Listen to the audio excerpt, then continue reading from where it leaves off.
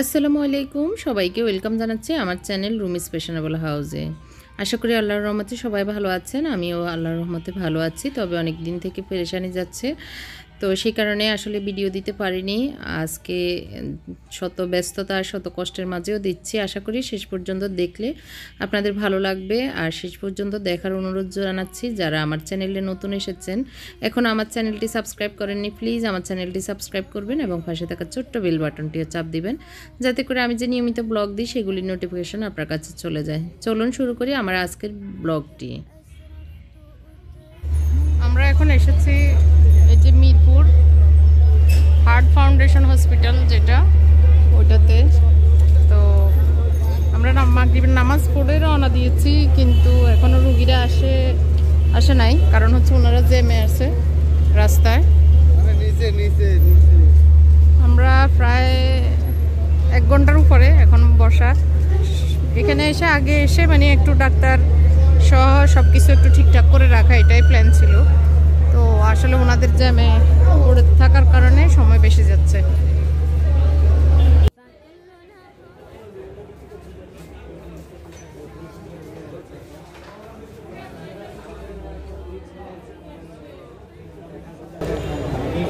আমরা ইমার্জেন্সিতে বসে আছি, এই সিসি করানো হয়েছে, ভর্তি বলতেছে, ভর্তি লাগবে, ওনাকে কিছুতে বাসায় নিয়ে যাবে না। তো হৃদরোগ ইনস্টিটিউটে নিতে বলতেছে, কিন্তু আমরা চাইতেছি এখানে রাখার জন্য আর কি। তো একটু প্রসেসিং করতেছি, দেখা যাক আল্লাহ ভরসা।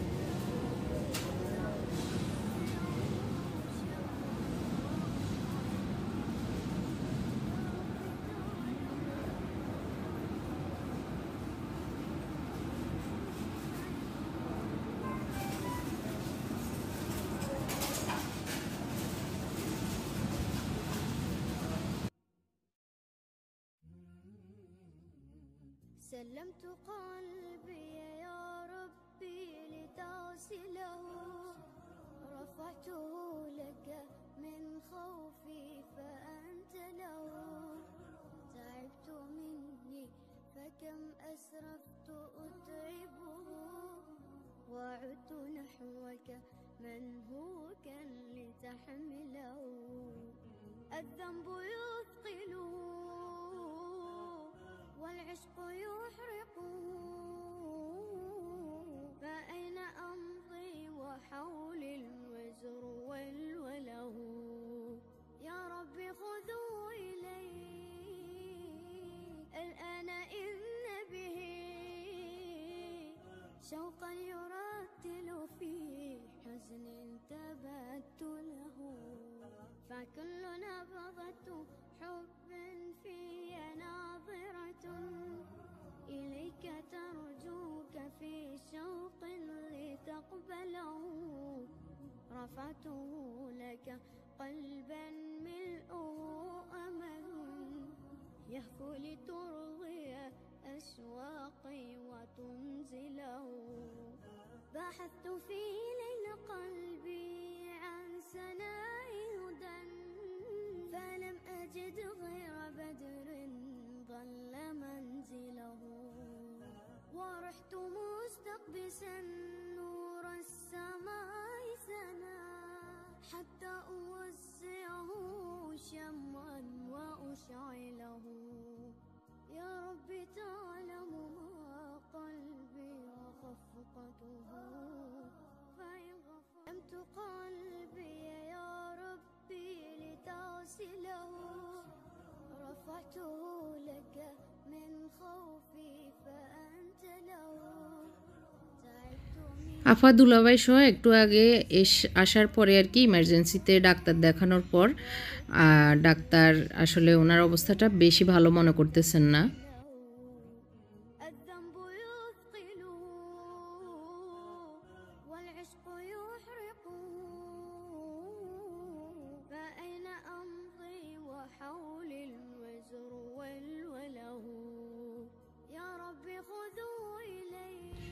তো হার্ট ফাউন্ডেশন হসপিটালে আসলে ওনারা অনেক ট্রাই করেছে, বাট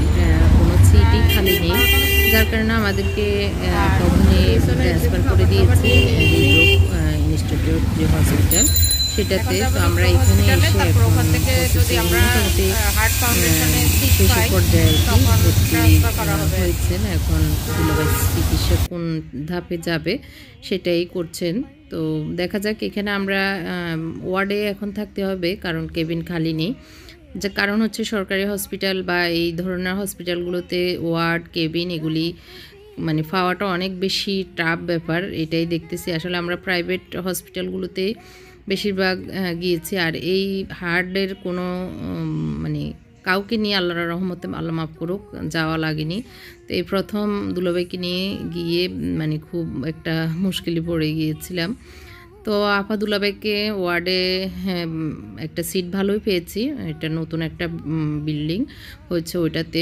তো ওইটাতে রেখে আসলে রাতের প্রায় 1টা বেজে গিয়েছিল, আমরা চলে এসেছি। এখন হচ্ছে সকালবেলা, সকালে খাবার রান্না করছি।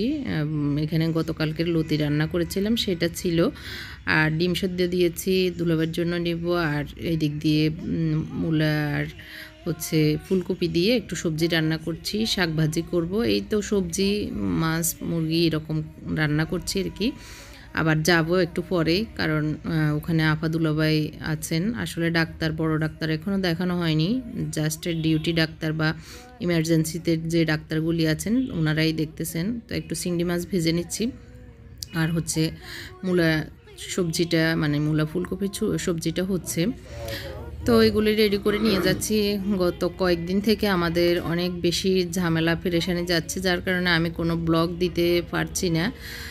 আসলে এই ভিডিওগুলি গত কয়েকদিন আগেরই আমি শ্যুট করে, যেদিন আমার ভালো লেগেছিল, আসলে মাইন্ড একটু ফ্রেশ ছিল সেদিনই করেছি। আর না হয় আসলে দৌড়াদৌড়ি পেরেশানিতেই আছি। তো ইমার্জেন্সিতে দেখানোর পরে ডাক্তাররা ওনার আসলে হার্টবিটের সমস্যা মনে করতেছেন বেশি, হার্টবিটটা একদমই কম, ফালস আর কি। তো এই কারণেই মানে আবার হচ্ছে যে হার্ট সমস্যা সেটাও আছে, বুকে ব্যথা। তো সব মিলিয়ে আসলে চিকিৎসা খুবই মানে জরুরি। আর এই অবস্থায় যে কোনো টাইমে বলতেছে আর কি ঘুরে পড়ে যাওয়ার সম্ভাবনা আছে, বা যে কোনো কিছুই হয়ে যাওয়ার, আসলে যেহেতু হার্টের সমস্যা হয়ে যাবে। তো এইসব কারণে আসলে আপা খুবই নার্ভাস এবং খুবই মানে কান্নাকাটি করতেছে। দুলাভাই এমনি মানসিক আল্লাহর রহমতে শক্ত আছেন, উনি বেশি একটা টেনশন করতেছেন না এটা আর কি। তারপরেও আমাদের সবারই তো পেরেশানি আর কি। তো খাবারগুলো আমি রেডি করে নিয়েছি, এখন আমি রেডি হয়ে নিব। তো আমার হাজব্যান্ড চলে গিয়েছিল, মুনতাসিরের লাস্ট পরীক্ষা ছিল, ওকে নিয়ে 7টা বাজে ওরা বাপ ছেলে চলে গিয়েছে। এখন আমি পারিয়ে যাবো আমার সাথে, কত রাতে যেহেতু দুলাভাইকে রেখে এসেছি। আপনি কি হয় فأنت له تعبت مني فكم أسرفت أتعبه وعدت نحوك منهوكا لتحمله। তো হার্ট ফাউন্ডেশন হসপিটালে ওনারা বললো আজকে রাতে হৃদরোগ হসপিটালে রাখেন, আগামী দিনের জন্য মানে আগামী দিন 12টার দিকে আসেন, টোকেন নিয়ে যান, ও যদি আমাদের সিট খালি হয় তাহলে আমরা এখানে নিয়ে আসতে পারবেন, অসুবিধা নেই। তো আমরা ওইদিকে যাচ্ছি, আসলে কি হয় না হয় তখনও পর্যন্ত কিছুই বুঝতেছি না। আর আপা ওয়ার্ডে থাকার কারণে এখানে মানে হৃদরোগ হসপিটালে ওয়ার্ডে আনার পর থেকে আপারও ভালো লাগতেছে না, অনেক বেশি মানুষজন, মানে আর হচ্ছে চিকিৎসাটাও স্লো মনে হচ্ছে, ডাক্তাররা মানে নার্সরা খুব বিরক্ত। তো সব মিলিয়ে আর কি বলতেছে এখানে কি ভালো চিকিৎসা হবে কিনা, আবার পর্দারও ব্যাপার স্যাপার, পুরুষ ওয়ার্ড জন্য মুশকিল হয়ে যাচ্ছে। তো এই জন্য বলতেছে হয়তো কেবিনে নেওয়ার জন্য, না হয় ওখানে যে হার্ট ফাউন্ডেশন হসপিটালে চিকিৎসাটা ভালো হবে, টাকা হয়তো একটু বেশি যাবে কিন্তু তারপরেও প্রপার চিকিৎসাটা হবে এটা আর কি। যদিও হৃদরোগ হসপিটালটাও মানে চিকিৎসার ব্যাপারে ভালোই, তারপরেও আবার একটু টেনশন। তো এই দিক দিয়ে দুলাভাইয়ের তো ব্যথাটাও মনে হচ্ছে, যদিও স্প্রে দিচ্ছে কিন্তু তারপরেও কেন এরকম হচ্ছে, ওনাদের ইসিজি বারবার সকাল বিকালে করতেছে কিন্তু ইসিজিতে ভালো আসতেছে না। একবার একটু ভালো এসেছিল, তো এরপরে আবার দেখতেছে না, পরের বিকেলেরটা আবার খারাপ এসেছে। এই জন্য এখন 24 ঘন্টার এই ইসিসি মেশিনটা বসিয়ে দিয়েছে দুলাভাইয়ের শরীরে। দেখা যাক এটাতে কি রিপোর্ট আসে। তো এইদিকে আমরা আবার চলে এসেছি বাসায়। এসে আসলে রাতে আর কোনো শ্যুট করা হয়নি, কারণ মন মানসিকতা ভালো নেই। এরপরের 24 ঘন্টা পরে রিপোর্ট এসেছে ওনার ভালো না। তো বড় ডাক্তার যিনি, উনি এসে যার আন্ডারে আর কি, কমল কুমার মনে হয় ওনার আন্ডারে, এই যে ডাক্তার ওনার আন্ডারে, উনি বলল ওনার একটা মানে ফেজ মেকার বসাতে হবে, কারণ ওনার হার্টবিটটা অনেক বেশি কম। যেটা স্বাভাবিক 60-এর উপরে থাকা দরকার, সেটা ওনার 30 থেকে 40-এর ভিতরেই উঠানামা করতেছে, যেটা অনেক বেশি খারাপ। যে কোনো টাইমে ঘুরে পড়ে যাওয়ার সম্ভাবনা হতে পারে, এরকম বললো আর কি। তো এই কারণে আমরা ডিসিশন নিয়েছি, আর আচ্ছা অসুবিধা নেই, তাহলে ফেজ মেকারটা লাগিয়ে নেন। তো আমরা এখানে আসলে ফেজ মেকারের অনেকগুলো ক্যাটাগরি আছে, তো আমরা 1,70,000 যেটা, সেটা লাগানোর জন্য ডিসিশন দিয়েছি। তো এই যে অপারেশন হয়ে মানে ফেজ মেকারটা লাগিয়ে এখন একটা ওয়েটিং রুমে নিচ্ছেন, ওখান থেকে তারপরে মানে রুমে দিয়ে দিবে আর ওয়ার্ডে। তো আমরা এই পর্যায়ে এসে মানে 2 দিন ওয়ার্ডে থাকতে হয়েছে। এরপরে অপারেশনের পরে ডাক্তারকে রিকোয়েস্ট করার পরে ডাক্তারের মানে সিগনেচারে আমরা একটা কেবিনের জন্য রিকোয়েস্ট করেছি, কেবিন হয়তো পাবো আজকে। তো এই তো দুলাভাই আসলে খুব রক্তক্ষরণ হয়েছে, প্রেশারও বেশি, মানে বেশি একটা আসলে ভালো লাগতেছে না সব মিলিয়ে। আগে কখনো প্রেশার ছিল না, কিন্তু এখানে আসার আগে আর কি, ফেনীতে যখন হার্টের সমস্যা দেখা দিয়েছিল তখন থেকে প্রেশারও বেশি। তো সব মিলিয়ে আসলে দুলাভাই যে না বলে বলে সহ্য করেছে, কিন্তু এটা করা উচিত ছিল না। আসলে আমাদের যাদেরই বুক ব্যথা হবে, আমরা গ্যাস্ট্রিক মনে করে অনেক সময় অবহেলা করি, এটা করা ঠিক না। বুক ব্যথা হলে ডাক্তারের শরণাপন্ন হওয়া উচিত, পরীক্ষা নিরীক্ষা করে দেখা উচিত। তো এটা আর কি, অপারেশনের পরে এই 2 ঘন্টা পরে একটু স্যুপ খাওয়ানোর জন্য বলেছিল ডাক্তার, তো একটু ওষুধ খাওয়াতে হবে, এই জন্য একটু ফারিয়ে স্যুপ খাইয়ে দিচ্ছে। মেয়েরা অনেক কান্নাকাটি করতেছে, আল্লাহর কাছে সাহায্য চাচ্ছে, মানে এই যে লামিয়া নাতিন।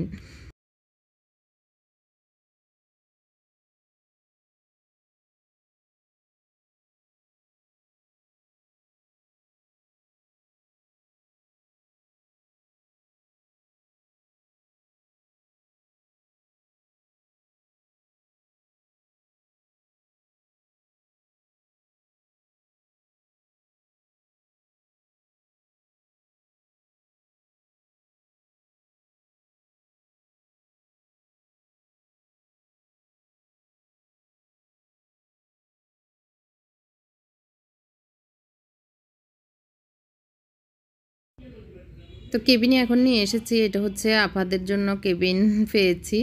তো কেবিনে আনার পর নিশ্চিন্ত হয়েছি, আসলে কেবিনে নিরিবিলি, পর্দাটাও মেনটেন হবে, আর হচ্ছে ওখানে তো অনেক বেশি আওয়াজ, ঘুম হয় না এরকম আর কি। তো অপারেশনের পরে 2 ঘন্টা পরে কেবিন পেয়েছি, তো এটাতে নিয়ে এসেছি। এটা হচ্ছে পরের দিন সকাল, পরের দিন না এর পরের দিন, অপারেশনের পরের দিন আর আমাদের যাওয়া হয়নি। আমরা মানে সারাক্ষণ ফোনে খোঁজখবর নেওয়া হচ্ছে, আপা নিষেধ করেছে, আর ওই দিনে বেশি টায়ার্ড ছিলাম, আর এর পরের দিন আমার বাসায় একটু কাজ ছিল। এর পরের দিন এখন একটু আপাদের জন্য খাবার নিয়ে যাচ্ছি। তো এখানে রান্নাবান্না করছি, পাবদা মাছ ভেজে নিচ্ছি। পাবদা মাছ একটু মানে শুকনো শুকনো করে পেঁয়াজ টমেটো দিয়ে ভুনা করে নিব। তো টমেটো হচ্ছে কাঁচা টমেটো, এই জন্য কালার হলুদ মানে লাল আসতেছে না। আর এদিক দিয়ে আমি একটা ফলাওর চাউলের 1 প্যাকেট পুরোটাই ধুয়ে ভালো করে রেখেছিলাম, প্রায় আধা ঘন্টার মতো ভিজিয়ে। এখন গরম মশলা পেঁয়াজ ভেজে মানে পোলাওটা বসিয়ে দিয়েছি পুরো 1 কেজির। আর এদিক দিয়ে কিছুদিন আগে আমি দেখেছেন মটরশুঁটি চিলে নিয়েছিলাম, তো এগুলো একটু সিদ্ধ দিয়েছি একটু লবণ দিয়ে, আর পানি দিয়ে এখন পোলাওটা রান্না করে নিচ্ছি। আজকে একটু পোলাও রান্না করে নিচ্ছি, কারণ আমার বড় ভাগ্নির জামাই মানে এলমার জামাই, তারপরে আপা দুলাভাই আছেন, একটু মানে পোলাও, খাসির মাংস, আর হচ্ছে সবজি, মাছ, এই তো হ্যাঁ টুকিটাকি এগুলো করে নিচ্ছি আর কি। আর আজকে পোলাওতে একটু মটরশুঁটি দিয়েছি, গাজর দিয়েছি, কাঁচামরিচ দিয়ে এখন আমি পোলাওগুলো রেডি করে নিচ্ছি। খুব টেস্ট হয় এভাবে শীতকালীন পোলাও রান্না করলে। আমি দুধ দিয়েছিলাম, প্রায় 1 কাপের মতো, আর বাকি তো পানি দিয়ে দিয়েছি। আর এখানে আমি পানিটা মেপে দিইনি, আমি আমার আন্দাজ মতো দিয়েছি। আর এভাবে আমি করি, খুব সুন্দর ঝরঝরা হয়, খেতেও টেস্ট লাগে।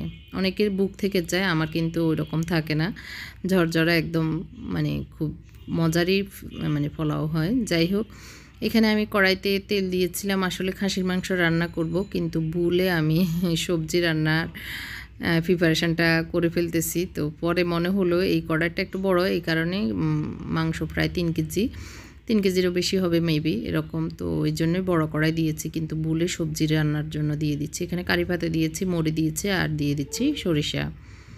তো কড়াইটা চেঞ্জ করে নিয়েছি। এখন সবজিটা এখানে কুমড়া নিয়েছি, গাজর নিয়েছি, ফুলকপি, পাতাকপি, পেঁয়াজ পাতা, বরবটি আর হচ্ছে আলু, এগুলি কুটে নিয়েছি। এখন পেঁয়াজ দিয়ে পেঁয়াজটা ভেজে নেব, রসুন আদা দিয়ে দিব।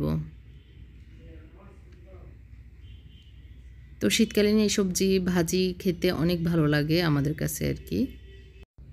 তো আমি যে প্রসেসে সবজিটা ভাজি করি, এই প্রসেসে যদি আপনারাও ভাজি করে খান, আমি মনে করি আর কি আপনাদেরও অনেক বেশি ভালো লাগবে।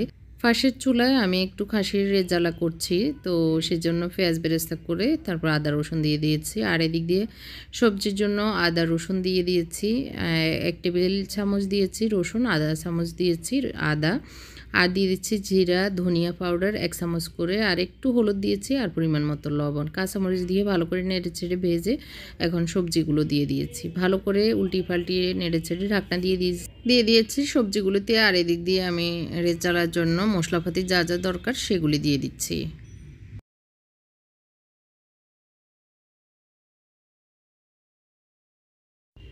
ঢাকনা উল্টিয়ে একটু